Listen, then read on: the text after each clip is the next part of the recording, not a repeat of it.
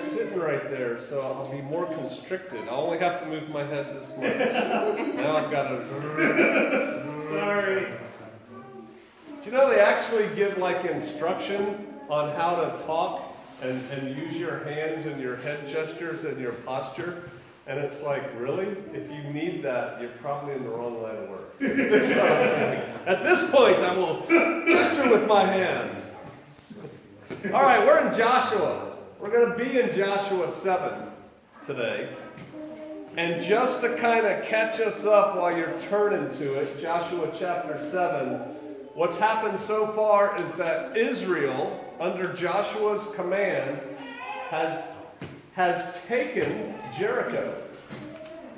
And they saved Rahab.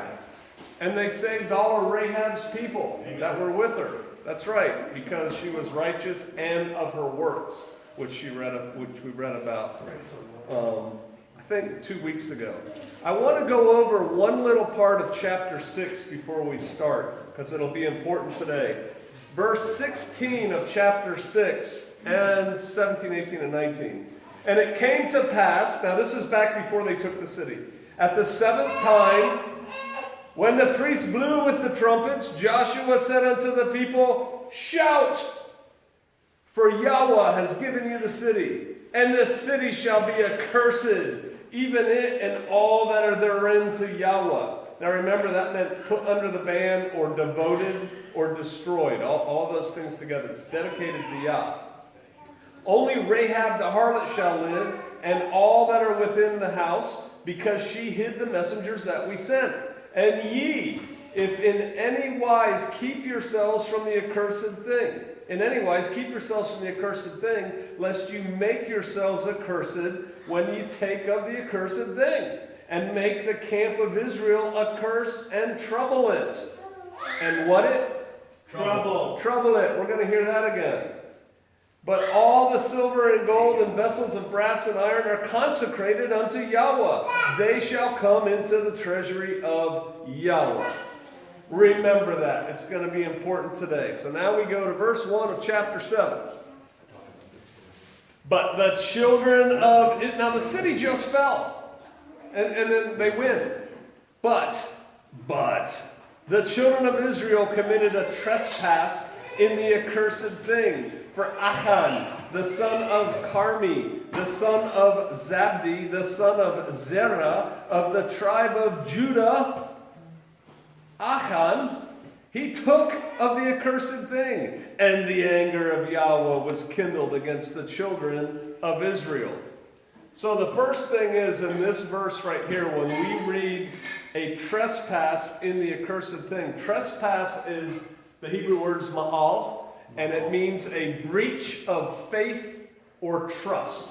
So that's what the trespass was. There was a breach of faith and trust. And the accursed thing that we read about here is, as we read in chapter 6, it's the devoted thing to Yah. And so there was a breach of trust, a breach of faith for the devoted thing for Yah. And we're going to get into that. Here's the thing, though, that applies to us, because it's not just thousands of years ago. Once faith or trust in a person or thing is lost, it's really difficult to get that back again. Right. It's harder to regain trust than it is to gain trust. It's harder to regain faith than it is to gain faith. And so your integrity, your word, your trustworthiness, you got to guard that. We have to guard that. It used to be a thing in this country. A man's word was his what? Bond. His promise. His, if I say it, you can take it to the bank. If I say I'm going to be there on Saturday, I'm going to be there on Saturday. Take my word for it. Right. Guard that. All right. So the troublemaker here that we read about is Achan, and I think it's A-K-A-N in other versions of the word. Does anybody know what Achan means? Troubler. Remember when I said you're going to hear trouble again? His name is Troubler. Now, notice how when they call out Achan, Because Achan, if you skip ahead in verse 1, he took of the accursed thing. He took the thing devoted to Yah, and the anger of Yah was against the children of Israel. Well, it doesn't just say Achan did this thing and God got mad at Israel. No, it says Achan, son of, the grandson of the member of this tribe, did this thing. Everybody in his whole lineage is tainted because of his action. He brought shame on his entire family all the way back. And when I was in the military, we used to say, one all crap, we used a different word, wipes out a whole mess of attaboys. It doesn't matter what they did good up to this point. Now Yah is mad at us, and it's all because of your people. It was really one guy, but the taint is on everybody in his tribe.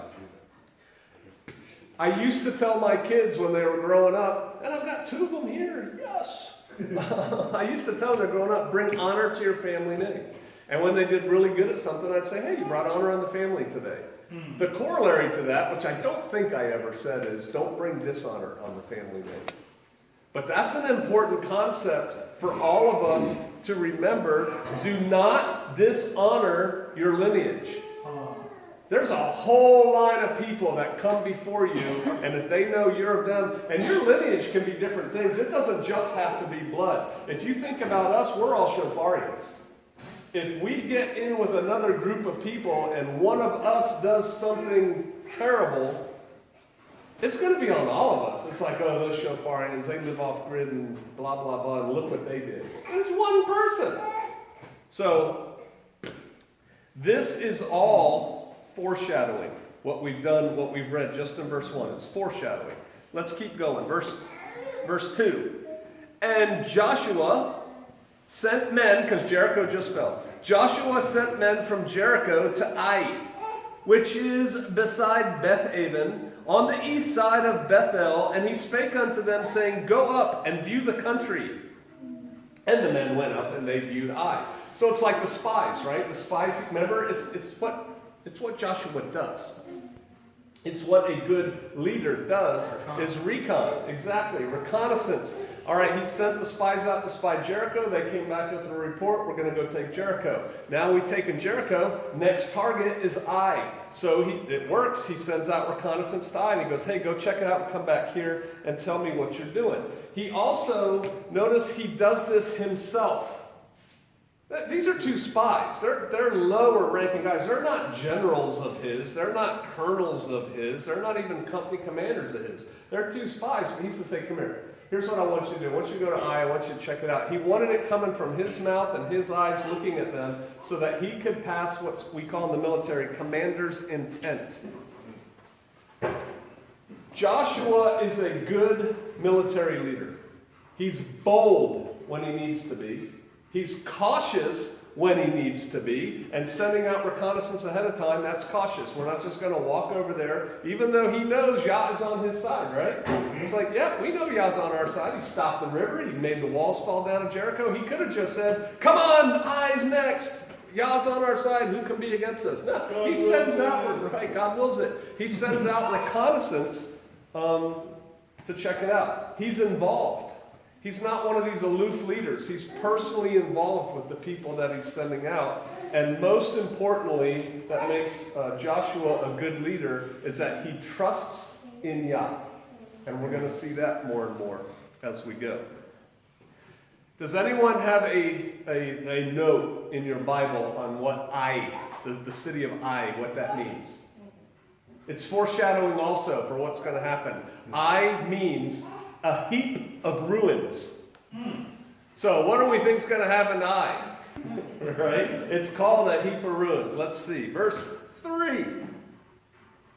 In chapter 7 of Joshua. And they returned. So they went out. They did their deed. They returned to Joshua. And they said unto him, let not all the people go up, but let about 2,000 or 3,000 men go up and smite Ai. And make not all the people to labor thither, for they, the people of Ai, are but few.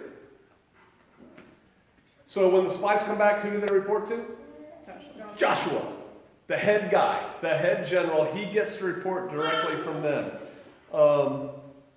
There's actually, if you break this down into Hebrew, this verse, the arduous, difficult, toil, that comes through this a couple times in this verse. The way is difficult. There's no need to make the difficult way.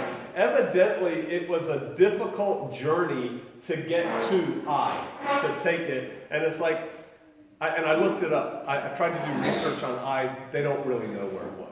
There's a couple ideas where people think, but nobody really knows. But I'm thinking it was difficult to get there for one reason or another. And they're like, hey, Joshua, we don't need to take the whole army along this difficult route. This is going to be easy because there's few people there. We only need 2,000 or 3,000 warriors to go take this thing. They teach you something in the military about your enemy.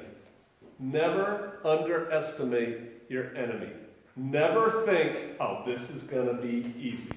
Because there's another verse we use, another phrase we use, no plan survives first contact with the enemy.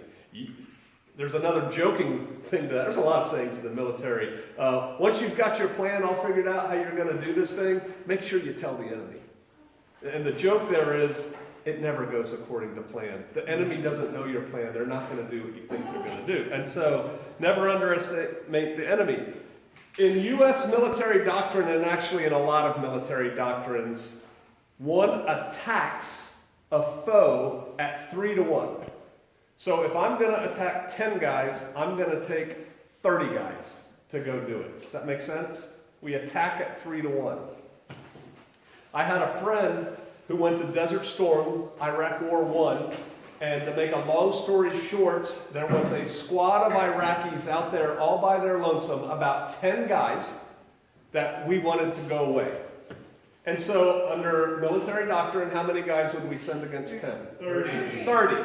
30 people is a platoon. Well, this guy was a company commander. He has 3 platoons plus more, and they said, you go take this squad. So that's 3-1 times 3. Right? That's 9-1, almost 10-1. Yeah, America. And so he goes and he attacks at 10-1 when doctrinally, we say we can do it at 3-1. So this is going to be an easy mission, right? It turns out it wasn't a squad. It was an Iraqi brigade dug in. It was 1,000 soldiers dug in, and he had about 120. And they drop him there, and the battle starts. And so if we were normally going to attack 1,000 guys, we would send 3,000 guys to go attack them. He had 100, right? He won. They won. They all surrendered. He got put in for the Silver Star, and that's a long story too. But so here's Joshua's guy saying, hey, we only need 2,000 or 3,000 guys. So I'm thinking if they were using anything like U.S. military doctrine, there's probably about 700 people of Ai that they got to go fight. All right, so that sounds, it's easy, it's simple. Verse 4. So there went up thither of the people about 3,000. Now they told him send 2,000 or 3,000. How many did he send? 3,000. See, he's erring on the side of caution. All right, they said we need about 2 or 3 in their estimation. Cody, send 3. Right? And so they sent 3, and look what it says. And they fled before the men of Ai. Uh-oh. It wasn't easy. Somehow somebody didn't tell the people of Ai what the plan was, that you're all supposed to fall under the weight of my 3,000 mighty men.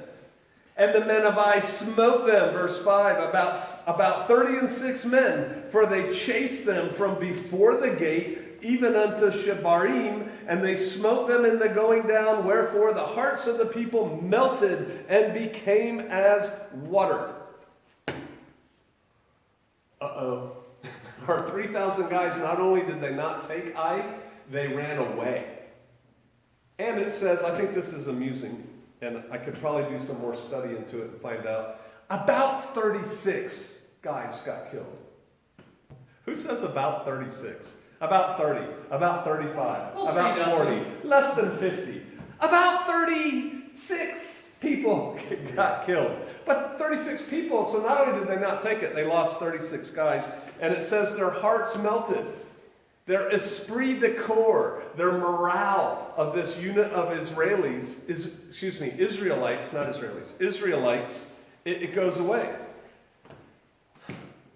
When you lose the esprit de corps of your people, you can't win. It's a combat multiplier. You got to have fire in your belly to go attack. There's a whole part of military called psychological operations, and a big part of that is to hurt the enemy's morale. It's important. And here, the Israelites have no morale. Now, they only lost. I mean, I know it mattered to their families, but if you're sending 3,000 people in the battle, they only lost 36. I mean, that's nothing. And, generals lose people. But, look at verse 6. They only lost 36 people. Now, they did also run away and fail to take the city. Joshua tore his clothes. He rent his clothes, and he fell to the earth upon his face before the ark of Yahweh until the eventide. He and the elders of Israel, and they put dust upon their heads. So they lost morale. He knows that his men, they come back, they're afraid. And he's like, oh, that's tough. They lost what was supposed to be an easy battle. I'm sure Joshua's already thinking ahead. We're going to take Ai, we're going to take a night there to recoup, and then we're going to go forward. But most importantly, and I think this is why he falls, and we read he falls before the ark of Yah, and he throws dust in his head and he rips his clothes, is because he knows he has lost Yah on his side. Because if he be with us, who can stand against us? Right? If he's not with us, we can't even win an easy battle against Ai with 3,000 people. He has lost the protection of Yah. Verse 7. That's why he's upset, I think. And Joshua said, alas! All right, what's it say? It says in King James, O Lord God. Is that... What is that? Something. Adonai Yahweh. Adonai Yahweh? Okay, I know it's not Yahweh. All right. Alas, O Lord God, people over Jordan, wherefore hast thou at all brought this people over Jordan to deliver us into the hand of the Amorites, to destroy us? Would to Elohim that we had been content and dwelt on the other side of Jordan. Who does he sound like? Sounds like the Israelites. He sounds like the Israelites when they first came out of Egypt, and they're like, what? Did you bring us here to starve? Did you bring us here to die of thirst? Better that we stayed in Egypt as slaves. He sounds just like them. Because he is just like them, because he is them. He's an Israelite. And again, it's easy for us to go, I would never do that. Joshua had it going on. Joshua was up there with Yah as far as what people are doing, and he's losing his faith. Joshua is a great leader, but right here, he's whining. He's whining about this to Yah.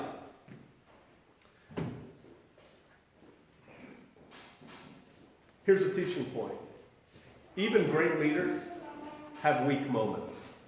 Nobody's perfect, right? Nobody is on an arc like that. There's ups and downs going. And this is clearly a downtime for Joshua. Verse 8.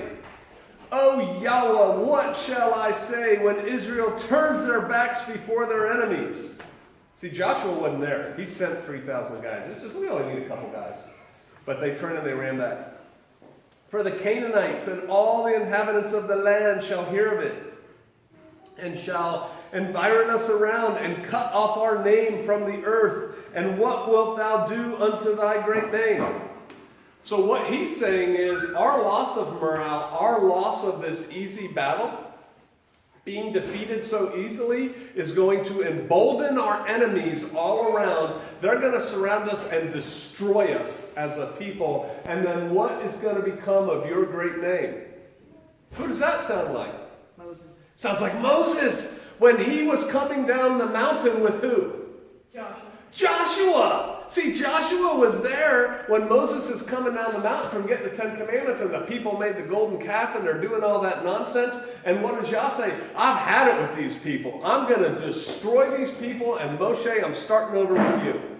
And Moshe pleads for the people. I mean, he pleads for the people, but he uses as his main argument the Father. And he goes, hey, you can't, or, allow me this. He says, don't destroy the people, because then the other people out there, the Egyptians and stuff, will think you weren't great enough to save them. And I'm paraphrasing badly, but that's what he said. And so Yah relents.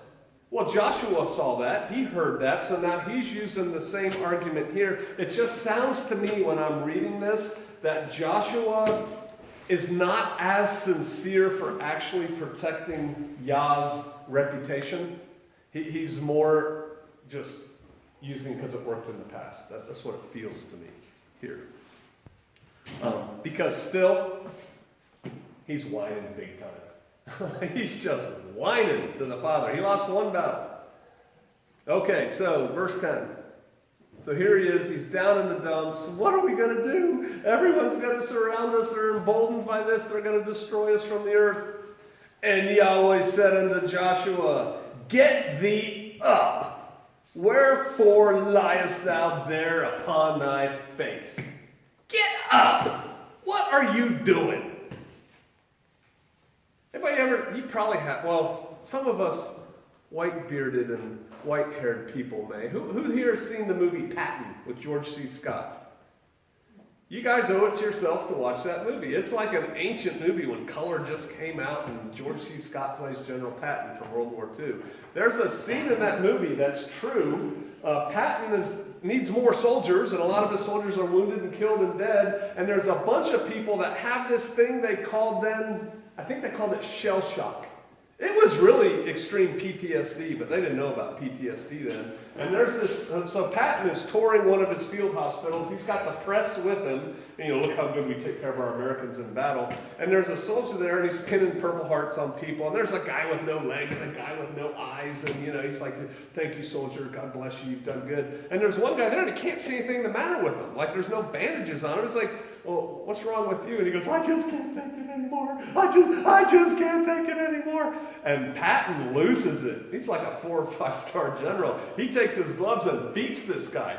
Boom! Get up! Why are you laying here? That Patton says the same thing Yah says. Right there. He calls him a coward and says, get out there and fight. Patton got in a lot of trouble for that. A lot of trouble, like career trouble, over that one scene because it made the news. But here, look at verse 10. Yahweh said unto Joshua, get thee up. Why are you lying like that on your face? Verse 11. Oh, I wanted to make a point. This is our loving God. Yahweh is a loving God. Here's his faithful servant, Joshua, who's having an emotional low. He's feeling bad, man. There are no cuddles from Yah for Joshua. There is no, oh, poor baby Joshua. I know just how you feel. That's terrible when your men run away in the face of the enemy. It's okay, baby. He says, get up! Think about that. It's the kind of motivation you need for soldiers most of the time. They don't need coddling. There's a very subtle point here. Joshua is trying in his appeal to Yah to get Yah to change his attitude and get back on Joshua and Israel's side. He's like, hey, we're losing. You weren't with us, implied. They're going to destroy us, your great name. Hey, we need you to be with us. In fact, what Joshua should be doing is figuring out, what do I need to change to get back on his good side?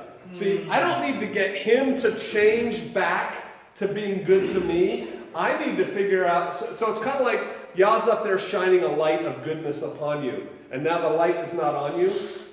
It's not, I need to get Yah to turn that light back onto me. It's like, what do I have to do to get back in the favorable light of Yah? That's what he should have been doing, but he wasn't. And so Yah's kind of yelling at him here. A woman said this at Round Prairie one time. She visited a couple times, and it struck me a lot. A lot of us go through trials and tribulations and bad things, and some are truly terrible. And we may want to say something like, why me, God? Why me? And instead of saying, why me? The question should be, Father, what do you want me to learn from this? How do you want me to come through this and come out the other side? Not why me? Oh, poor me, poor baby, tis tis. Give me a cuddle, Father, and pick me up. And a lot of the modern mainline Christian church, that's what they focus on. And really, if you're not walking right with Yah, you're not going to receive of his blessings. And if you are walking right with Yah, you're going to receive his blessings. And so you just got to kind of flip it subtly. Let's look at verse 11. So he says, get up. He continues, Yah. Israel has sinned, and they have also transgressed my covenant, which I commanded them. For they have taken of the accursed thing, and have also stolen and dissembled. Does anybody have another word for that? Deceived. Deceived also, and they have put it even among their own stuff. I love that word in the King James. Their own stuff. Therefore, the children of Israel could not stand before their enemies, but turned their backs before their enemies, because they were accursed. And neither will I be with you anymore. See, I'm not changing this light. This light of goodness is not going to shine on you, Joshua, unless, except ye destroy the accursed from among you. Here's why. Choices have consequences. That's something that people, 80% of Americans no longer understand. They don't even internalize that. Choices have consequences. Who stole the accursed thing? We already know from verse 1. Achan. Achan stole the accursed thing. Who's punished? Israel! Everybody is punished because of one dude. And 36 people were killed. So not only were 36, we can presume accurately, I think, that they were men. 36 men were killed. Why? Because of what Achan did. Think about their families. And back then, many men had more than one wife. So you take him out of the picture, you've got a couple wives maybe, you've got a whole bunch of kids, and there's no man in there. Think about that pain and that punishment. What did they do? They didn't do anything. Achan did it. And the choices Achan made had consequences. And we have to remember, because I see this all the time in real life out there, the choices you make as an individual have consequences. And sometimes not just for you. If some father goes out and becomes a drunk or a drug addict or a criminal, whatever he brings home with him or whatever happens to him because of that affects his whole family. It could affect his whole neighborhood. There's a lot of drive-bys in bad parts of this country where people are coming after one drug dealer and they go bop, bop, bop, bop, bop, bop, bop, and they kill his neighbor's kid. Those consequences came about because of the actions, the choices that one guy that they were trying to shoot did. So your choices have consequences, and sometimes those go beyond you. 13. Here's what we're going to do about it. Still Yah speaking. Up! Get up! Sanctify the people. Does anybody have a different word? Set apart the people. And say, sanctify yourselves against tomorrow, for thus saith Yahweh Elohim of Israel, there is an accursed thing in your midst of thee. O Israel, you cannot stand before your enemies until you take away the cursed from among you. All of Israel must sanctify. All of Israel must set apart for the actions of one dude, Achan, troublesome, troubler.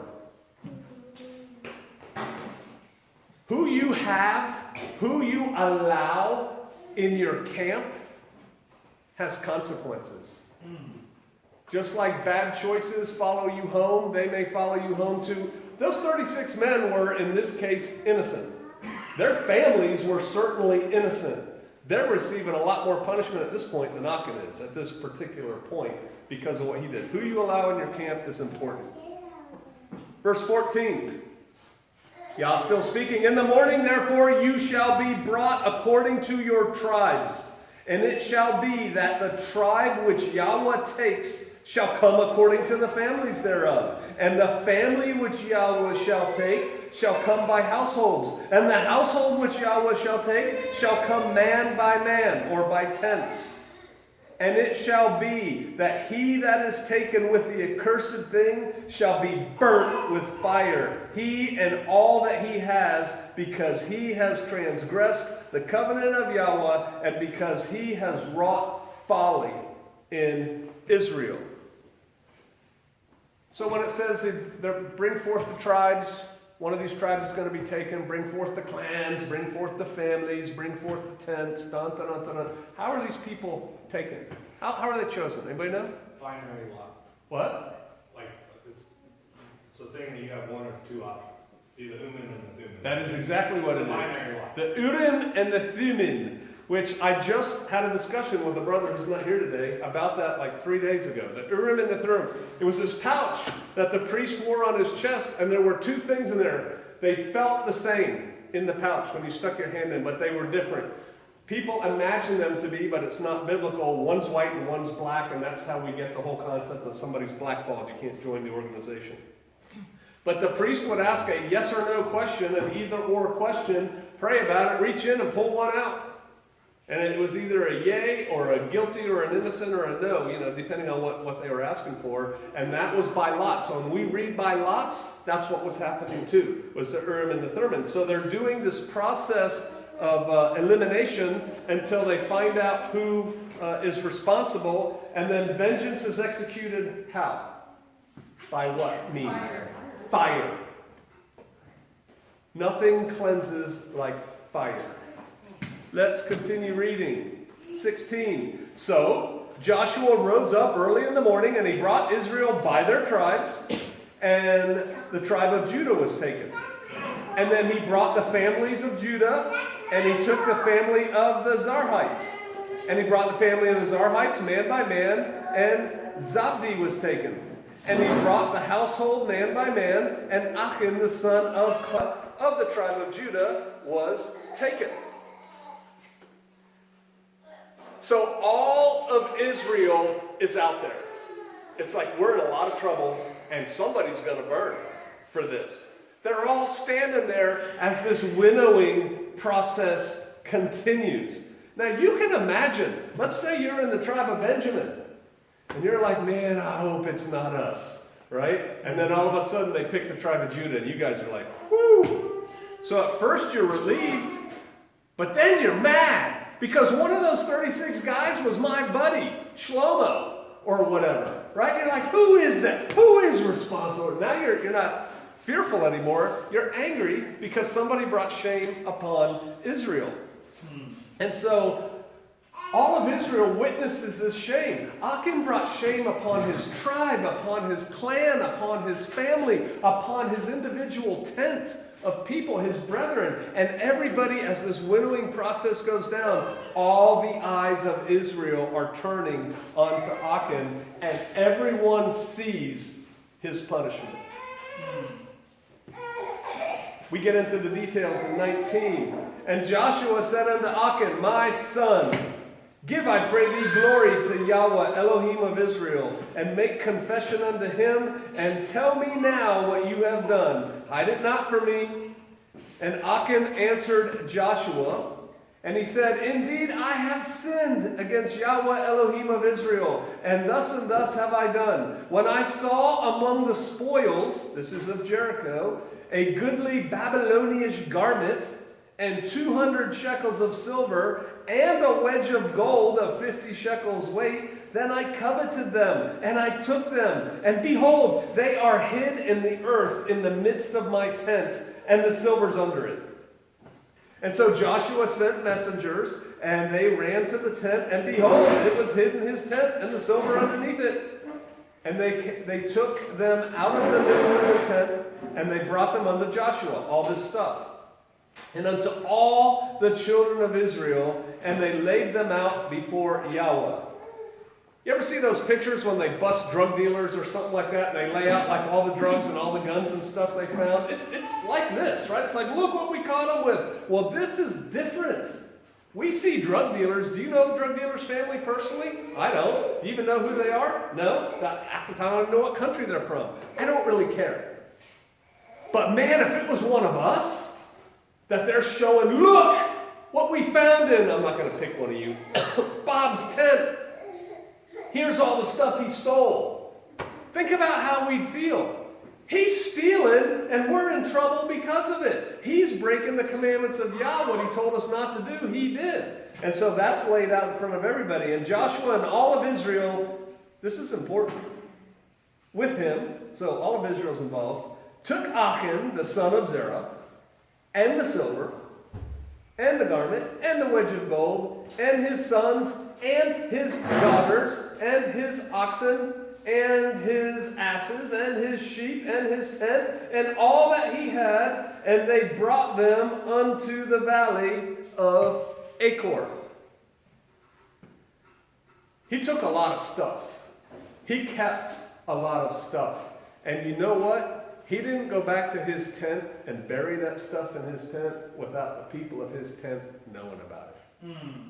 They probably helped him. It was so much stuff. They knew.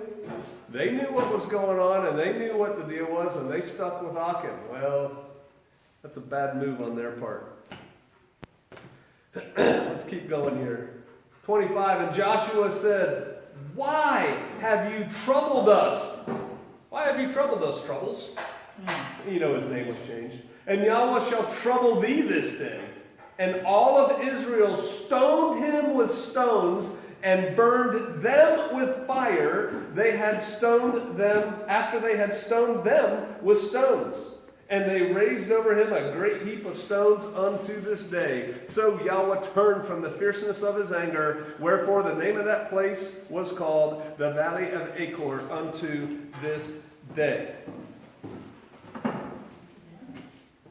Achan disobeyed Yah. He disobeyed the commandments of Joshua, who was speaking on behalf of Yah. He kept stuff they weren't supposed to keep, and he gets punished. Israel gets punished first. They lose the battle, they lose 36 guys. He gets punished bad. And his tent, his family, these are Israelites who are still out there fighting the bad guys. His sons and his daughters, they get stoned and burnt up with him. They removed that cancer of that family by cutting all of that out and burning it. We're not going to have any of that in the camp. And then it says, so Yah accepts the punishment and the correction. There's some lessons. I think I got 7 of them. I got 8 of them out of this chapter. 7, no 8. Which, boy, I just read something really interesting about 7 and 8, but that's for later. Number 1, guard your integrity, your trustworthiness, and your word. When the father says don't do something, when the boss says don't do something, don't do it. It's pretty simple. It's actually easy to do the right thing as long as you make up your mind ahead of time. I'm going to do the right thing. I'm not going to go to the left or to the right. I'm going to stay on the straight and narrow. I'm not going there. It's easy to do in concept. It can be difficult. Number 2, do not dishonor your lineage, your forebears. Don't bring shame upon your family. Don't bring shame upon the Shofarians. Don't bring shame upon Israel. Number 3, never underestimate the enemy. You know, we have flesh and blood enemies, and we're going to have more, I submit. Don't underestimate them. But who's our biggest enemy? Satan. The adversary. And I tell you what, I think a lot of people underestimate Satan. Oh, I just know I'll invoke the name of Jesus and I'll be okay. Dude, you're in a lot of trouble. You're in a lot of trouble. Especially if you're not living a righteous life. Amen. Don't underestimate your enemy. Number 4, even great leaders have weak moments. You notice Israel doesn't kick Joshua to the curb because he lost one battle. But I tell you this, they're eyeballing him. Like, I don't know how many battles we're going to lose in a row before we the name I always use. Put Shlomo in his place, whatever.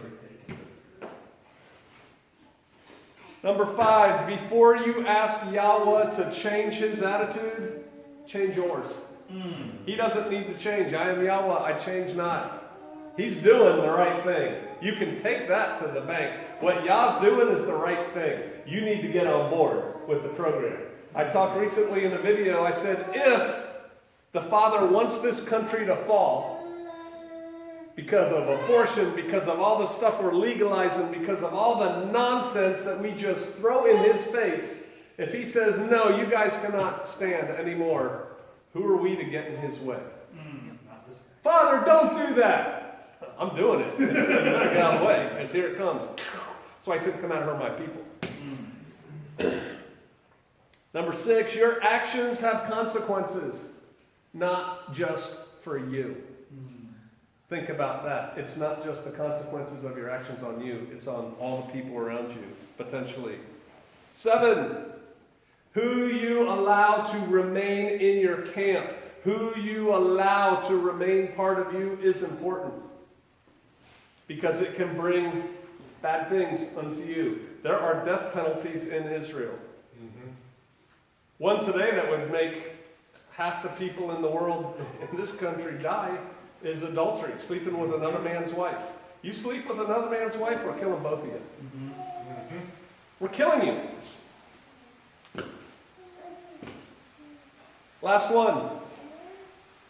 Without Yah, the battle is lost. Even the easy battle. It's easy, man. You only need 2,000 or 3,000. Cool, we'll send 3. Make it a walk in the park. We'll be back for dinner.